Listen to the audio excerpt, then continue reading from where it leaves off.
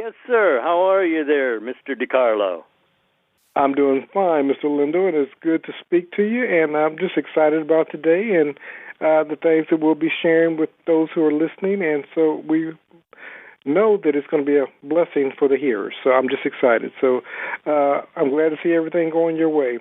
So you told me earlier that you're kind of, hate to say it this way, but you're kind of locked down. You're out there in California, and I know that Georgia here, we're not at a lockdown, but we're told to stay in as much as possible. So what should a person be thinking right now? You know, because we've given our thoughts to all this drama on the outside. How can a person get centered and get back on track? Well, what are you thinking about? That's it. You're always thinking ahead of the evidence that you're going to experience. So if you know what you're thinking, you know what your future is. If you don't know what you're thinking, you don't know what's happening. And that really scares people. It does. It does. It's people asking, well, what is my purpose here? And then you're told, do a thing. I love that. It just so leaves it wide open. Do a thing. But of course, there is a trade-off there too. Because if you don't choose, you will be chosen for. And we all know what that's like. Absolutely. So can I ask a question? When you say do a thing, and a person says, well, what is my purpose? And you say do a thing, how does doing a thing equate to the purpose? A thing means you're given choose this day. Do a thing. Leaving it wide open. So whatever your problems are, you can wipe them away if you'll focus on do a thing. And you shall have the power. That's what the statement is. Do a thing, and you shall have the power. Whatever you're doing, that's good or otherwise. Remember that when you're thinking. And that's what I was looking for the listener. So whatever it is that you're doing at the moment, you're manifesting purpose. That's it. That's it. And here's another thing that I always get a lot of noise about. It's all on automatic. Get that? It is all on automatic. As you think, you are. There's no debate. There's no decision. It's as you think, you are. If you know how you think, then you know how you'll change what you want to change in your world of experiencing. Because it all works through mind, and you're always thinking ahead of your evidence. In the theater of mind, you see yourself doing what? Are you doing what you want to do, or are you doing what you feel you have to do? There's a big difference there. Yes? You know, I was sitting there thinking, and you and I have talked about it briefly, but because I had told somebody that I would reach out and inquire, we often think that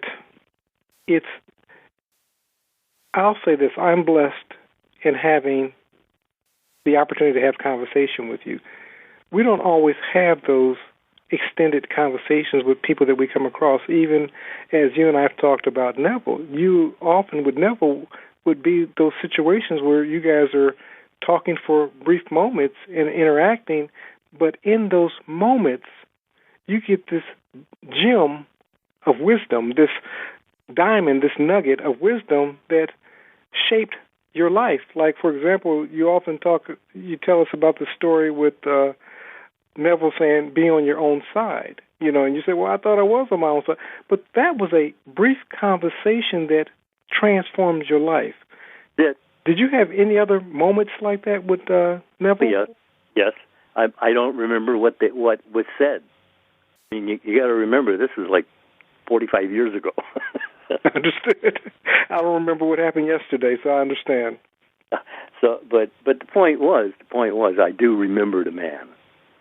Mm-hmm. And I do know that I know him better than his wife knows him.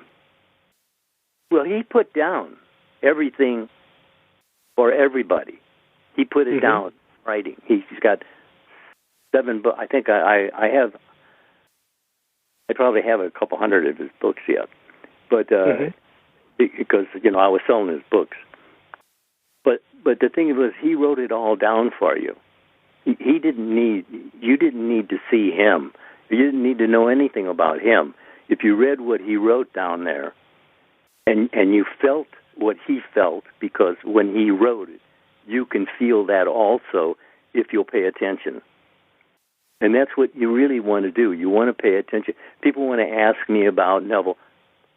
I don't know about Neville, what Neville did in his daily life. I know what he spoke about, and that's what I wanted to know. I liked that he came, he gave his message, and he said, well, goodbye, good night, and he left. He had the driver in the car ready to go. And no, that's what I wanted. I wasn't interested in personalities. He had a great personality, by the way, but the thing of it was, you don't need to know me. I don't need to know you. Absolutely. That's it. It's the message. It's your own message. I didn't make it up. I didn't figure anything out. I got it by revelation. And then I went to Scripture. Then I went and looked at all the writing of other people to see where there were people who were in agreement with this. And I found them. And they find you. It's funny because even as you were speaking, one of the things that I realized, it's as we conversate, one thing that I discover in talking to you is truly what it is that I find agreement with. And what I mean by that, we can theorize and we can talk and so forth, but it's not until we're being tested or till we're having conversations. Neville said you really don't know anything unless you can explain it. If you can't explain it, you don't know it. And I would have to agree with that. And as we talk, what I find for myself is what it is that I find agreement with. Because a lot of times I'm writing on my own. I'm conversating maybe into a recording. I'm doing training. And a lot of times with that, I'm in my own mind. But when I conversate with you or other like-minded people, then I discover what it is that flows from me or what it is I really believe. You understand what I mean? Yes, I do. That's all I really want anyone to do, is to sit down and think feelingly about lovely and of good report. That's all. Just that. Try that for a while and just see what happens. It doesn't cost you anything. I don't know why you wouldn't at least try it. It doesn't say try, it says do it, but try it. See for yourself, because that's the only person that you're going to follow is yourself. So talk to yourself, but talk to yourself in the language that you understand is lovely and of good report, because that's what we're told the drama man is, this play of humanity. It's good and very good. Well, if you're not experiencing that, then you're not thinking that. It's a simple equation. As you think you are. Bingo. I find it difficult, though, that most people, they hear the message, they hear our words, they hear Neville's words, they hear Dr. Murphy's words, they hear these teachers speaking to them, and everybody, one way or the other, whether it be the power of your subconscious mind, or Neville saying that imagination is God, or Lindell saying, as you think you are, they hear the messages. But when tragedy strikes, for example, let's say whatever the newest pandemic is at the moment, whatever that thing is at the moment, we give into fear. And I remember Neville talking that he said, I have these this couple in my group for years, and I thought that we were in agreement. And all of a sudden, this person started talking about California going underwater, and the couple moved. He said, I thought that they understood. Many times we think that people truly get this until media, news, life happens. And Lord forbid, I know that people die because of tragedies and so forth, but people are dying daily in spite of, whatever's going on the outside. Yeah. How do we get to a place that these words, these thoughts, become our own? Well, you're told to sit in the silence. That's where it all happens. That's where the magic is. That's where transformations are made. Change your mind, change your world. You're told, be ye transformed by the renewing of your mind. That's what you're really doing. That's what you're trying to do.